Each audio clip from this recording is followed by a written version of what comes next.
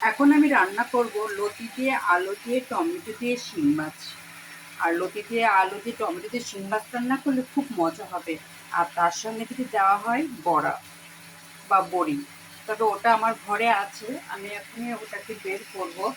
এইমাত্র আমার মনে হলো যে বড়িটা দিলে খুব মজা হবে, কারণ আমার সাহেবের খুব পছন্দ। তবে শিং মাছ দিয়ে টমেটো রান্না করলেও খুব মজা হবে। তবে আমার ঘরে এক্সট্রা লতি আর আলু ছিল, এটা নষ্ট হবে বিদায় আমি চিন্তা করলাম এই লতি দিয়ে আলু দিয়ে টমেটো দিয়ে শিং মাছটা চালিয়ে নিই, তাহলে মাছও খাওয়া হবে, মাঝখান থেকে সবজিও খাওয়া হবে।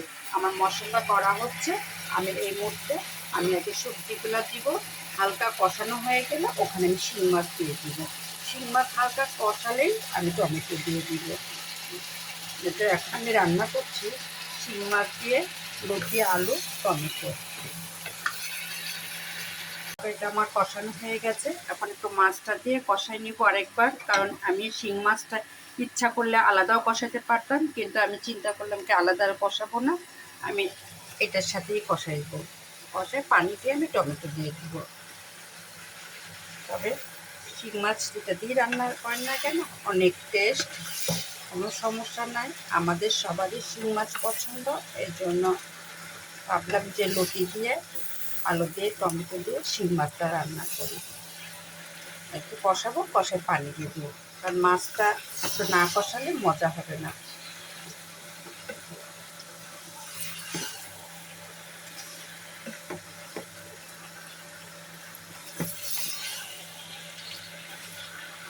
কারণ লতি একটু নরম, বেশি কষালে আবার লতি গলে যাবে, তখন আর তরকারিটা দেখতে ভালো লাগবে না। এই জন্য আমি খুব একটা বেশি শিং মাছ দিয়ে কষাবো না, হালকা একটু কষায় পানি দিয়ে দেবো।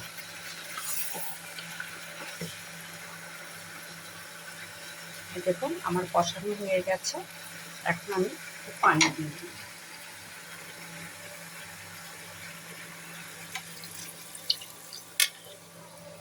রান্নার শেষ পর্যায়ে এখন আমি টমেটো আর কাঁচামরিচ দিয়ে দিলাম, এখন জিরা দিয়ে দিব, তারপরে ঝোল কমলে আমি নামাই ফেলবো।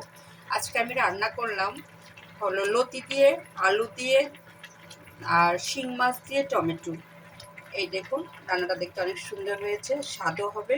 তবে ধনিয়ার পাতা এখনো আসেনি, পরে আমি দিব। আমার রান্না শেষ। আল্লাহ হাফেজ।